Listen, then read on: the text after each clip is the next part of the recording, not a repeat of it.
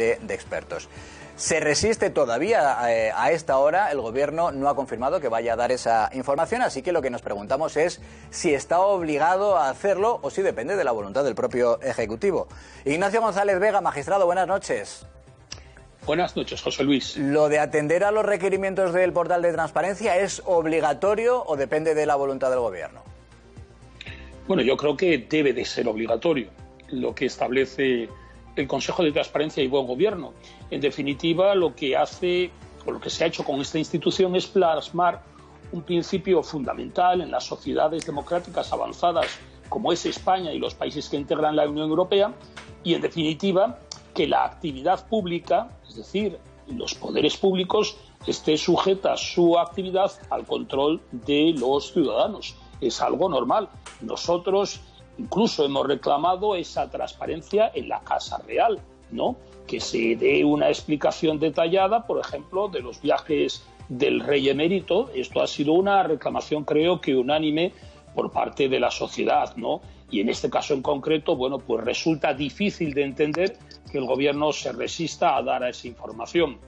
Yo quiero pensar que en este caso, pues trata de proteger a las personas que asesoraron al Gobierno durante la pandemia. Aún así, creo que no es motivo suficiente para denegar esta información que ha sido solicitada por un ciudadano. Escuchábamos, Ignacio, también durante el informativo a Daniel Berzosa, que es abogado, es profesor de Derecho Constitucional. Daniel, buenas noches. Daniel, y nos hablabas de lo que decía la ley. ¿Qué dice la ley?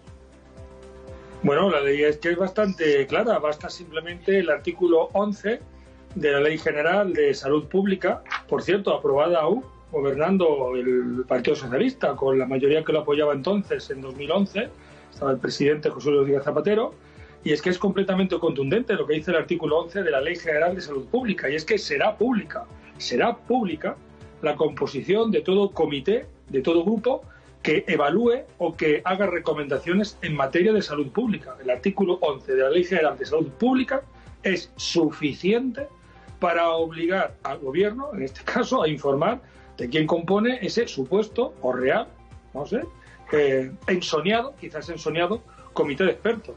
Pero es que a mayores, porque alguien parece que ha aducido como objeción un tema de datos sensibles de carácter personal, en modo alguno. El artículo 15, en su apartado segundo, de la Ley de Transparencia, Acceso a la Información y Buen Gobierno, es también completamente transparente. Dice, con carácter general hay que identificar a los miembros que formen parte de un grupo que tome decisiones. Lógicamente, ¿qué datos hay que proteger? Pues como históricamente se han hecho con los datos especialmente sensibles. Y si eso lo reconoce la ley, o sea, la orientación sexual, la ideología, la fe religiosa, en caso de que se tenga. Pero ¿cómo se va a ocultar la identificación de los miembros que toman una decisión?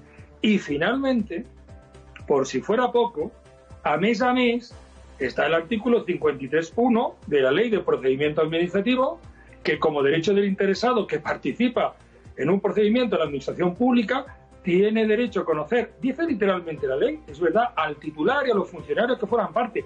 Pero es que hay una recentísima sentencia de la Audiencia Nacional de 18 de marzo de 2019 que dice y aclara que el contenido de ese precepto no solo se refiere obviamente al titular o a los funcionarios, sino a cualquier persona que participe en la toma de decisión de ese órgano. Pues entonces, María, verde y con asa, cerámica de Úbeda. Con el artículo 11 es suficiente, pero se suman el propio 15.2 y el 53.1 de la Ley de Procedimiento Administrativo, la Ley de 2015. Ahora te preguntaremos, Daniel, si la ley está tan clara, ¿cómo es posible que hasta en 40 ocasiones el Gobierno haya dicho que no a esa información que requiere el portal de transparencia? Pero antes, Ignacio, ¿qué pasa ahora si el Gobierno, que ha dicho que de momento se lo va a pensar, si aporta o no esa información, qué pasa si finalmente decide que no, que a pesar de esa insistencia del portal de transparencia no va a decir quiénes componían el comité de expertos?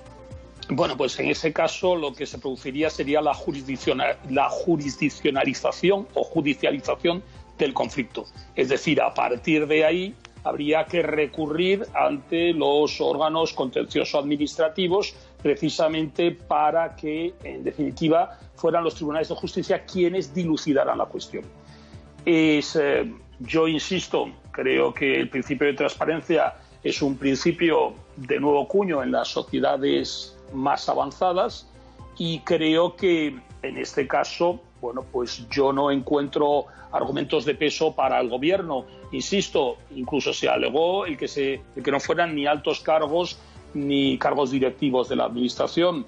Aún así, creo que se exige, y es un deber, que la administración debe de informar, y en este caso más en concreto, sobre las personas que asesoran al gobierno durante la primera ola de la pandemia, ¿no?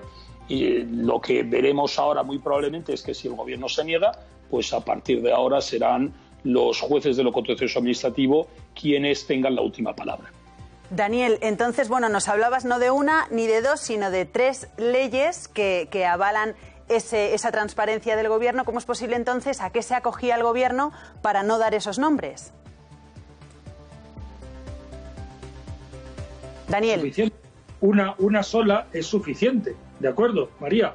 El artículo 11 de la Ley General de Salud Pública, que tiene una redacción imperativa y sin matices. Será pública la composición de los comités o grupos que evalúen o hagan recomendaciones en materia de salud pública. Es que no hay duda ninguna. ¿A qué se ha acogido? Pues imagino que, como en otras ocasiones, lo que van a hacer es salir con alguna excusa, como ha apuntado efectivamente Ignacio, judicializarlo, ganar tiempo y quizás 2 años hasta que haya una resolución que les obligue a darlo. Pero vamos a ver, aquí hay una cuestión de fondo importantísima que no podemos olvidar. Es la calidad democrática, que se viene deteriorando y abandonando. Porque estamos en un punto en el que, vamos a ver, ¿a alguien se le ocurre que un tribunal de oposición no se conocieran los miembros del tribunal de oposición? Y eso interesa a un grupo de personas, los que van a opositar solo. Pues es que este es un asunto que interesa no solo a los que van a opositar a ese puesto, a esa plaza, a ese cargo, interesa a todos y cada uno de los españoles. ¿Cómo es posible que no conozcamos, si es que existe, el comité de expertos que están diciendo esta sí, esta no, esta la llevo para adelante, para atrás, hora para arriba, hora para abajo, lo que tenga que ser con el mejor criterio? ¿Cómo es posible que no lo conozcamos? Es que es retroceder 3 siglos, es irnos a un mundo de los arcana rei imperi de Francis Bacon, diciendo no, esto no tiene por qué conocerlo el pueblo, que no lo conozca la gente, solo lo sabe el gobierno. Es que es un absoluto disparate. Pues Daniel Berzosa, que es profesor de Derecho Constitucional, gracias, profesor, por tu análisis. Un fuerte abrazo. Un abrazo muy grande y enhorabuena por tu superpremio. Muchas gracias por esa antena de oro que es de todo el equipo, por supuesto. Gracias, Daniel. Ignacio González Vega, señoría, gracias como siempre por su análisis. Un fuerte abrazo. Muchas gracias, José.